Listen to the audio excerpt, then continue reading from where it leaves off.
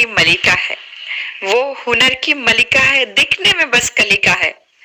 ओहदा ऊंचा रखती है, ओहदा ऊंचा रखती है, पर मुस्कान लबों पे रखती है। उसके चेहरे पे बहुत तेज मैंने देखा है, उसके चेहरे पे बहुत तेज मैंने देखा है, उसको बातों में बहुत तेज मैंने देखा है। बातों में तेज होना यानी अपने अल्फाजों को बहुत अच्छे से इस्तेमाल करना, बोलने का तरीका आना। वो बिखर जाता है महफिल में उजालों की तरह, वो बिखर जाता है महफिल में उजालों की तरह, शीरी लफ्जों से भी लबरेज मैंने देखा है, उसके चेहरे पे बहुत तेज मैंने देखा है।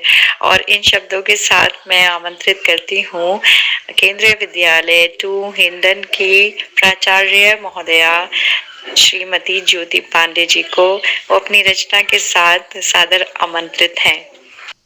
आदरणीय madam Meenakshi Jain, deputy commissioner Dehradun region, तथा इस काव्य गोष्ठी की सभापति मुख्य अतिथि श्री जगदीश रावत सर, पूर्व उपायुक्त देहरादून संभाग, आयोजक श्री संजय कुमार, प्राचार्य केवी ITBP देहरादून, श्रीमती कहकशां, काव्य गोष्ठी की संचालक, तथा काव्य गोष्ठी में आमंत्रित सभी प्रस्तुतकर्ता। आज केंद्रीय विद्यालय का स्थापना दिवस है और इस अवसर पर मैं एक कविता प्रस्तुत करने जा रही हूँ। इस कविता का अभिप्राय ये है कि केंद्रीय विद्यालय ने लोगों की जिंदगी में क्या बदलाव लाया है, और खासकर उन लोगों की जिंदगी में जिन लोगों के लिए केंद्रीय विद्यालय संगठन की स्थापना हुई थी, जो कि फौजी भाई थे हमारे, या फौज में काम करने वाले लोग थे। आरंभिक प्रक्रिया में केवल 20 केंद्रीय विद्यालय का निर्माण हुआ था, जिसमें से अधिकतर केंद्रीय विद्यालय डिफेंस सेक्टर एरिया में खोले गए थे। तो उन लोगों की नजर से हम देखते हैं कि केंद्रीय विद्यालय संगठन का क्या योगदान है। प्रायः मेरे पिताजी बताते हैं कि गांव में ऐसा कहा जाता था कि मिलिट्री की नौकरी में बेटा पैसा थोड़ के मिलेला, लेकिन बरकत होला। जब मैंने इस बरकत के कारण को सोचा, उस कारण में मुझे ये समझ में आया कि बाकी चीजों के साथ साथ केंद्रीय विद्यालय संगठन की इस बरकत में एक बहुत अहम भूमिका है। वो कैसे है, वो मैं इस कविता के माध्यम से बताना चाहूंगी। मिलिट्री के सर्विस में बेटा, मिलिट्री के सर्विस में बेटा, पैसा थोड़ के मिलेला पर बरकत बा, पैसा थोड़ के मिलेला पर बरकत बा। सुन बबुआ, सुन बबुआ, मिलिट्री में कैंटीन अस्पताल बा, सुन बबुआ, मिलिट्री में कैंटीन अस्पताल बा। अब पढ़े खातिर बच्चन के केंद्रीय विद्यालय बा। 5 रुपया में ए बबुआ, 5 रुपया में ए बबुआ, बच्चा तहार पढ़ जाई। कच्चा मकान बात का भई, बच्चा पक्का स्कूल में जाई। हमार कच्चा मकान बात का भइल, बच्चा पक्का स्कूल में जाई। टीचर ऐसन मिली सुना बेटा, टीचर ऐसन मिली सुना बेटा, हिंदी बच्चन के आ जाई। गांव देहात में प्रायः भोजपुरी को हिंदी नहीं माना जाता,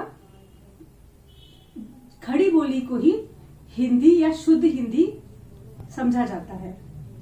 तो ये एक पिता अपने बच्चे से बोल रहे हैं कि टीचर ऐसन मिली सुना बेटा, हिंदी बच्चन के आ जाई।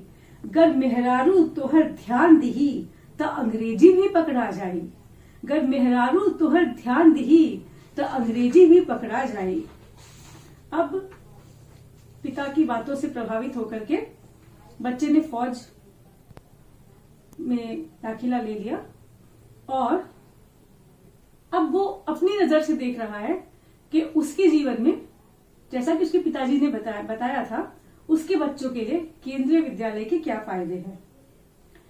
पिताजी ने जितना बताया, पिताजी ने जितना बताया, पाया कुछ उससे कहीं ज्यादा।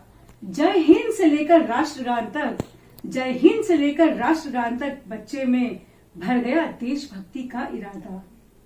देश की रक्षा मैं करता हूँ, देश की रक्षा मैं करता हूँ, देश की समस्या वो समझ गया।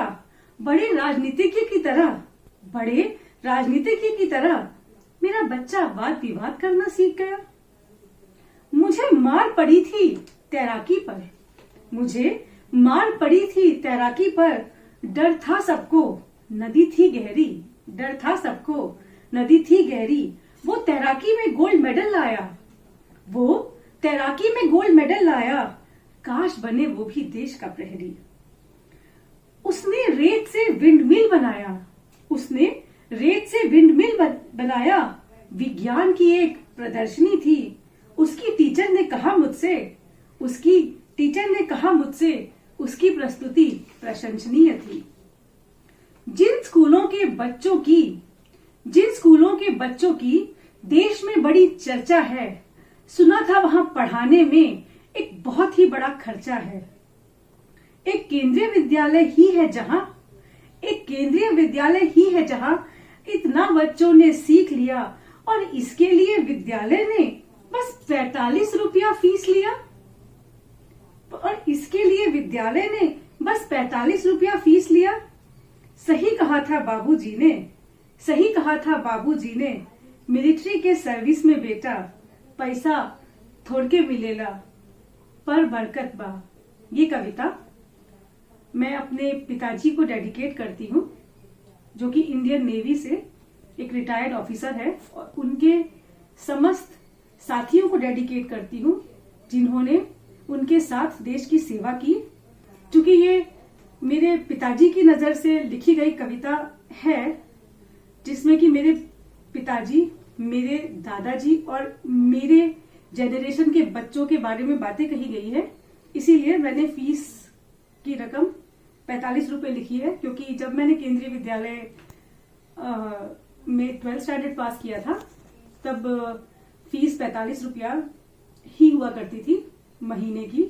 जी हाँ, मैं केंद्रीय विद्यालय से पढ़ी हुई छात्रा हूँ और मुझे गर्व है।